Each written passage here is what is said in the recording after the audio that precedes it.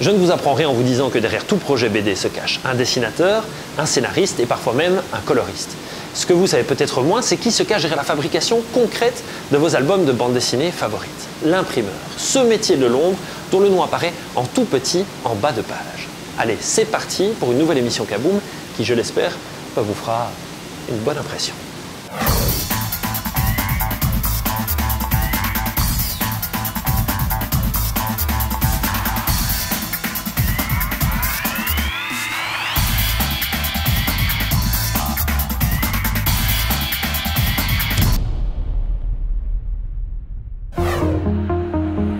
L'équipe de Kaboom a décidé de lever le voile sur ce mystérieux métier d'imprimeur.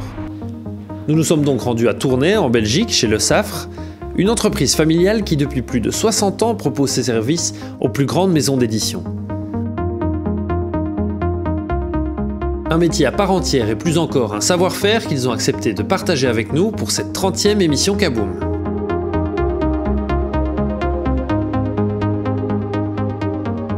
Mon grand-père a créé cette entreprise il y a maintenant 64 ans, donc en 1952.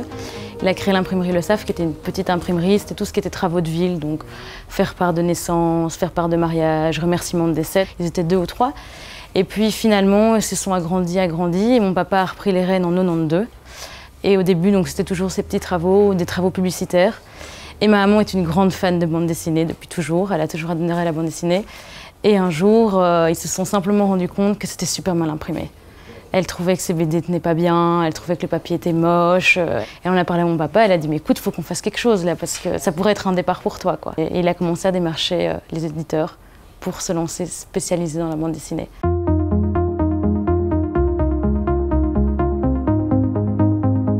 Eh bien, dans l'entreprise, on est 80 personnes. En moyenne, par an, on imprime entre 8,5 millions et 9 millions de BD et ça représente quand même 55% de notre chiffre d'affaires.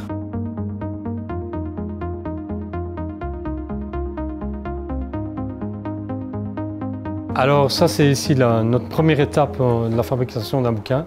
Donc on reçoit des PDF, c'est des fichiers normalisés où on ne sait plus toucher au contenu. L'opérateur va récupérer ces PDF et va venir déposer ces pages sur une forme préétablie pour chaque bouquin et chaque type de format. Nous avons en mémoire en fait des schémas et on vient déposer nos pages dessus. La deuxième étape, il va faire un contrôle dans le fichier s'il n'y a pas des éléments qui ne sont pas cohérents par rapport à ce qu'on a besoin comme cahier des charges. Historiquement, donc, on a commencé par l'impression sur litho. Bon, beaucoup de dessinateurs à l'époque on fait de la gravure sur pierre, donc la litho, quoi, on mettait une pierre, on ancrait cette pierre-là et on déposait une feuille. Par la suite, le système d'impression moderne est arrivé. On imprimait avec des couleurs qui étaient des couleurs primaires. On imprimait avec un rouge, avec un vert et un bleu. Et en fait, on n'arrivait pas à reproduire tous les tons que l'on voulait. Donc par la suite, le système offset s'est perfectionné. On a normalisé les couleurs. Donc on a choisi d'imprimer qu'un cyan, un magenta, un jaune en superposition. Dans le temps, on sortait des films de chaque page, on l'a monté sur un astralon, hein, et on a posé nos pages comme ça, et on copiait nos films sur des plaques. Avec la modernité, l'étape du film était remplacée par directement les fichiers numériques, et ces fichiers sont exposés par un laser directement sur les plaques. Ça a permis d'augmenter en qualité, en définition, les images sont de plus en plus nettes et deuxièmement aussi en termes de rapidité de production.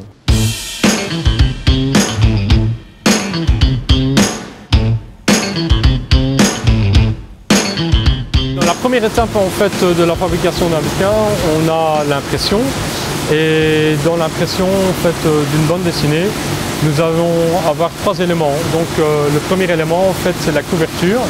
C'est ce que vous trouvez lorsque vous prenez votre bouquin, vous l'achetez dans une librairie. C'est le premier élément que vous allez voir.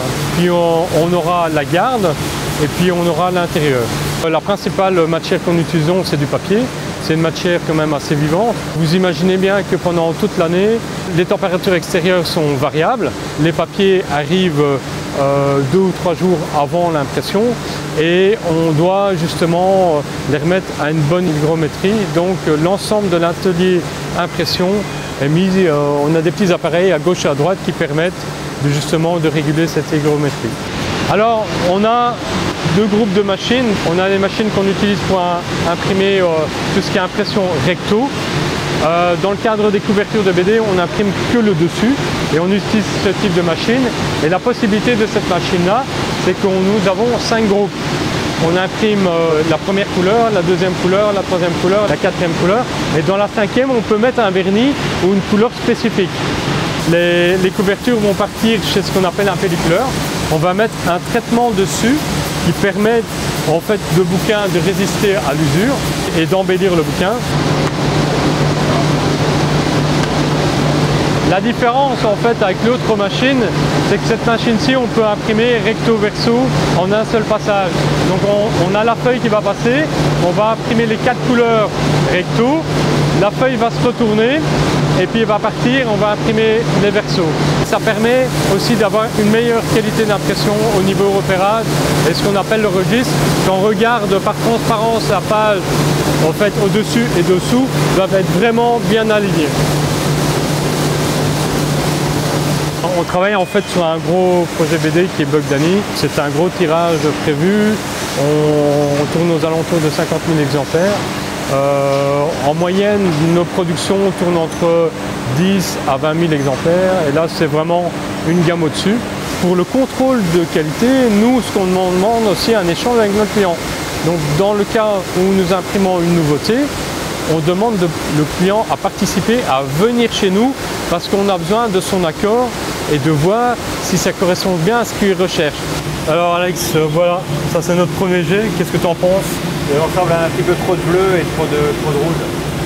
En sens, c'est trop saturé la couleur. En plus, il faut bien qu'il y avoir un vernis. Ce qu'il faudrait qu'on fasse, c'est qu'on sort le DOM 53 parce que si on modifie les couleurs, il faut voir si la bande ici, elle va sur le coup, elle ne va pas être modifiée. Donc, tu ne trouves pas que les noirs c'est un peu léger? Non. La raison pour laquelle je suis présent ici chez l'imprimeur aujourd'hui, c'est d'accompagner l'auteur ou l'éditeur. Ici, bon, nous n'avons pas l'auteur, mais pour donner l'aval de l'éditeur pour l'impression, à savoir l'aval au niveau colorimétrique et au niveau qualité technique, et ainsi permettre à l'imprimeur, avec qui nous avons passé le contrat, d'imprimer toute la quantité de l'album.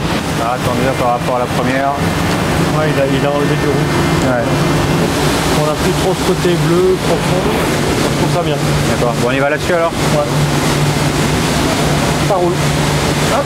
Allez. On est le 22. Va. Vas-y.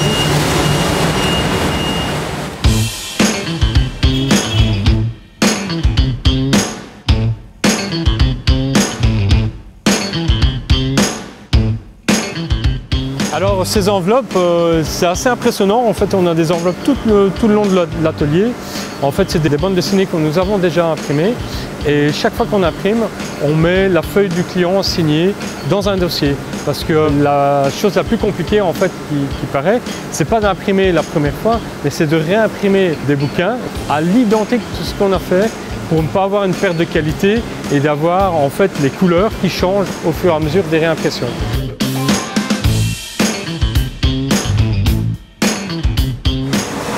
Dans la fabrication de couverture, donc on a notre feuille imprimée et on vient venir contrecoller un carton juste derrière pour obtenir en fait ceci. Donc on a la couverture, le carton derrière. Alors ici on est dans la deuxième étape. On va prendre les feuilles de l'intérieur du bouquin et on va les plier. Un bouquin est divisé en nombre de cahiers. Et suivant le format des pages intérieures, on a des cahiers de 16 pages, de 8 pages, parfois de 4 pages. Et ici, on va assembler, on va coudre l'intérieur. Le bouquin peut être constitué de plusieurs cahiers. En fait, la machine, c'est un doigt qui avance. Et les cahiers vont être superposés. C'est assez paradoxal, la machine a superposé les cahiers, mais elle va les séparer de nouveau. Alors ce qu'elle va faire d'abord, c'est un contrôle avec une caméra pour voir si les cahiers sont dans le bon sens. Par la suite, la machine va coudre. Il y a une première couture qui se fait dans le sens de la longueur du bouquin et puis dans le sens de l'épaisseur du bouquin. Ça va permettre en fait d'avoir donné une solidité au bouquin. Lorsque le lecteur va le lire, en fait les pages vont vraiment tenir dans le temps par rapport à d'autres liures où on peut avoir simplement de la colle et au bout d'un an ou deux, en fait le bouquin se détache. Ici on est à l'étape ultime de l'assemblage du bouquin, donc il faut éviter à ce stade-ci de repérer les erreurs avant assemblage. On a un contremaître qui va chaque fois vérifier en fait la qualité du produit, mais lui n'est pas garant du contenu du bouquin. Si un auteur a fait une erreur dans une page, donc c'est lui qui va nous signaler, en espérant qu'il nous la signale avant toute l'étape de la fabrication du bouquin. Si on s'aperçoit à la fin de production du bouquin, quand tout est assemblé, qu'il y a une erreur, ça va engendrer des coûts supplémentaires et parfois on devra recommencer l'ensemble du bouquin.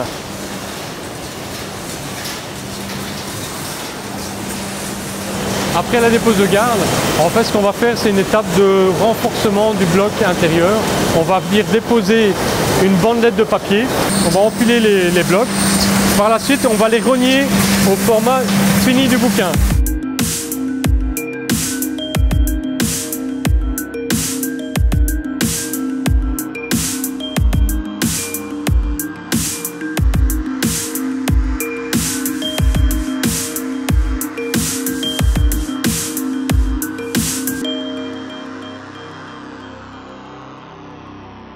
On a pas mal de dédicaces dans nos bureaux, dans nos couloirs. Ça a commencé en fait avant les BAT, donc vous avez vu un bon à tirer quand le client vient voir les tirages. Eh bien, souvent, ça prenait beaucoup de temps. Maintenant, ça va beaucoup plus vite grâce à la technologie, à la rapidité des machines. Et évidemment, ça s'ennuyait. On n'avait pas toujours la télé dans nos locaux, boire le café, c'est agaçant. Puis nous, on n'avait pas tout le temps de discuter toute la journée avec eux, donc forcément, on leur avait mis à disposition un chevalet avec un marqueur. Et il y en a qui se sont laissés aller à leur talent de dessinateur. Et puis finalement, de fil en aiguille, il y en a qui ont aimé le dessin du précédent, ils se sont dit je vais faire peut-être mieux que lui. Et puis voilà, de fil en aiguille, ils en ont laissé. C'est pour ça que maintenant, on en a pas mal. On a une belle réserve, ça c'est sûr. Et on aimerait bien faire un calendrier avec les beaux dessins. Pas les beaux dessins, mais ceux qui accepteront de publier leurs dessins pour nous. Et ça serait notre cadeau aux clients et fournisseurs pour l'année 2017.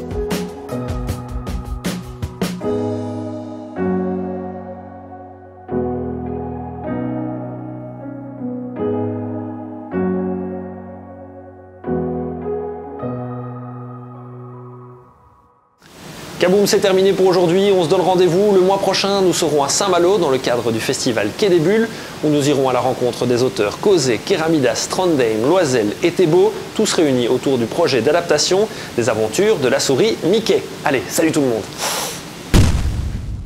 Ah ben elle me plaît celle-là. Allez, c'est bon, je signe. Bon à tirer.